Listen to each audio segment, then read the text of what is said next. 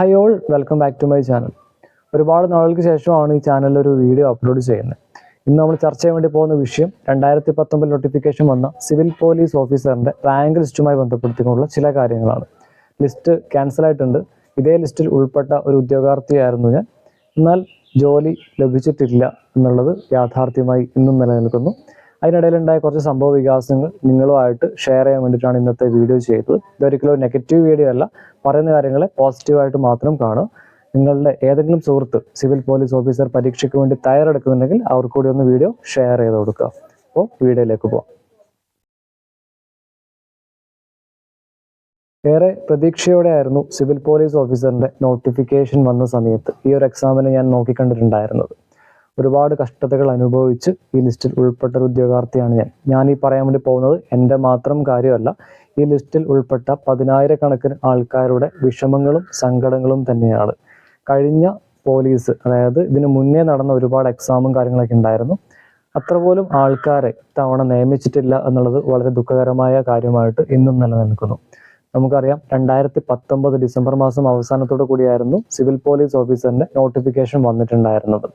എന്നാൽ അതിനുശേഷം കൊറോണ എന്ന് പറയുന്ന മഹാമാരി നമ്മുടെയെല്ലാം നല്ല രീതിയിൽ ബാധിച്ചിട്ടുണ്ടായിരുന്നു. എക്സാമും കാര്യങ്ങളൊക്കെ നീണ്ടുപോയി. ഡേറ്റും കാര്യങ്ങളൊന്നും PSC അനൗൺസ് ചെയ്തിട്ടുണ്ടായിരുന്നില്ല. അതിനുള്ള കാരണം കൊറോണ തന്നെയായിരുന്നു. ആ ഒരു സാഹചര്യത്തിൽ നമുക്ക് അതിന് കുറ്റം പറയാൻ വേണ്ടി സാധിക്കില്ല എന്നുള്ളത് ഒരു വാസ്തവം തന്നെയാണ്. എന്നാൽ അന്നായിരുന്നു PSCയുടെ പുതിയൊരു പരിഷ്കരണം മുന്നോട്ട് വന്നത്.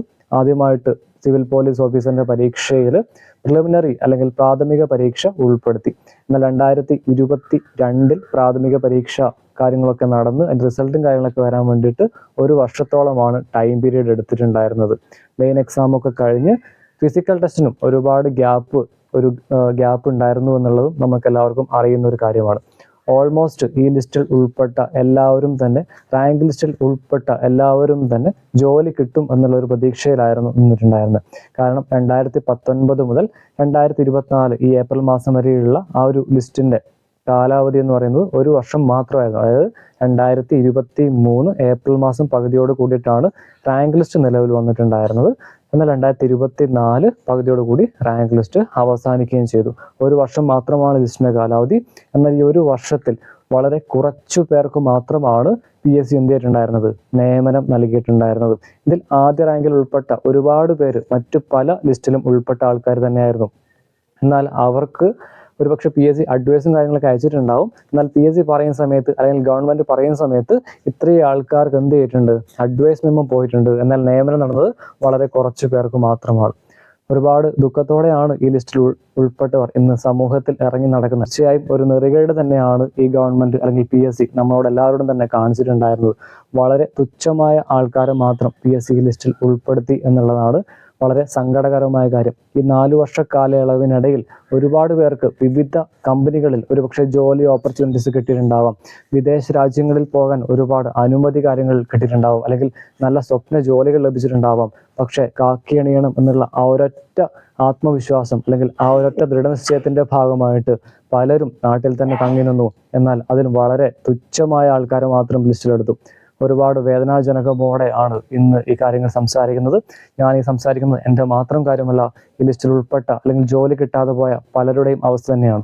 എൻ്റെ പ്രിയപ്പെട്ട ഉദ്യോഗാർത്ഥികളോട് എനിക്ക് പറയാനുള്ളത്, പോലീസ് എന്നുള്ള ആ ഒരു സ്വപ്നമാണ് നിങ്ങൾക്കുള്ളതെങ്കിൽ തീർച്ചയായും ഒരു എക്സാമിന് വേണ്ടി മാത്രം ഫോക്കസ് ചെയ്യാതെ ബാക്കിയുള്ള എക്സാമുകൾക്ക് കൂടി നന്നായി പ്രയത്നിക്കുക. കാരണം ഫിസിക്കൽ ടെസ്റ്റ് പോലെയുള്ള വലിയൊരു കടമ്പ കടന്നിട്ടാണ് ഞാൻ ഉൾപ്പെടെയുള്ളവർ ഈ ലിസ്റ്റിൽ ഉൾപ്പെട്ടിട്ടുണ്ടായിരുന്നത്.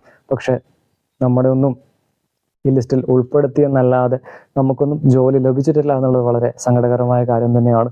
ഇനി വരുന്ന ഉദ്യോഗാർത്ഥികളോട് എനിക്ക് പറയാനുള്ളതും, ഒരു എക്സാമിന് മാത്രം ഫോക്കസ് ചെയ്യാതെ വരുന്ന എക്സാമുകളെ മാക്സിമം ഫോഴ്സ് ചെയ്തുകൊണ്ട് പഠിക്കുക. അപ്പോൾ നിങ്ങളുടെ മനസ്സിലൊരു സ്വപ്നമുണ്ടെങ്കിൽ തീർച്ചയായും അത് നിങ്ങൾക്ക് യാഥാർത്ഥ്യമാക്കാൻ സാധിക്കട്ടെ. തീർച്ചയായും ഒരുപാട് സങ്കടമുണ്ട് ഇന്നത്തെ ഈ വീഡിയോ ചെയ്യുന്നതിൽ. കാരണം എൻ്റെ മാത്രം അവസ്ഥ നിങ്ങളുമായിട്ട് പങ്കുവെക്കാൻ വേണ്ടിയിട്ടല്ല ഇന്നത്തെ വീഡിയോ ചെയ്തത്. ഈ ലിസ്റ്റിൽ ഉൾപ്പെട്ട ഒരുപാട് പേരുടെ കണ്ണീരാണ് ഈ ഗവൺമെൻറ് കാണാതെ പോയത്, അല്ലെങ്കിൽ PSC കാണാതെ പോയത്. തിരുവനന്തപുരത്ത് ഒരുപാട് നാൾ നീണ്ടുനിന്ന സമരങ്ങളടക്കം PSC ഉദ്യോഗാർത്ഥികൾ നടത്തിയിട്ടുണ്ടായിരുന്നു. ചാനപ്രദർശനം പോലെയുള്ള വിവിധതരം കണ്ണീരെറ്റുന്ന സമരമുറകളാണ് ഈ PSC ഉദ്യോഗാർത്ഥികൾ ഈ ലിസ്റ്റിൻ്റെ ഭാഗമായിട്ട് നടത്തിയിട്ടുണ്ടായിരുന്നത്. എന്നാൽ ഇതൊന്നും കാണാതെ പോയ ഗവൺമെൻറ്റിനെയും PSCയെയും തീർച്ചയായും നമ്മൾ ഓർക്കുക തന്നെ ചെയ്യും. തീർച്ചയായും ഇനി പഠിക്കുന്ന PSC ഉദ്യോഗാർത്ഥികളോട് എനിക്ക് പറയാനുള്ളത് ഈ കാര്യങ്ങൾ നെഗറ്റീവായിട്ടല്ലാതെ പോസിറ്റീവായിട്ട് മാത്രം കാണുക. നിങ്ങൾക്ക് ഒരു ലക്ഷ്യമുണ്ടെങ്കിൽ തീർച്ചയായും നിങ്ങൾ വരുന്ന എക്സാമിന് വേണ്ടി മാത്രം ഒരു എക്സാമിന് വേണ്ടി മാത്രം ഫോക്കസ് ചെയ്യാതെ പല എക്സാമുകൾക്കായി ഫോക്കസ് ചെയ്യുക. നല്ല ഓപ്പർച്യൂണിറ്റി നിങ്ങളെയും കാത്തിരിക്കട്ടെ. നന്ദി.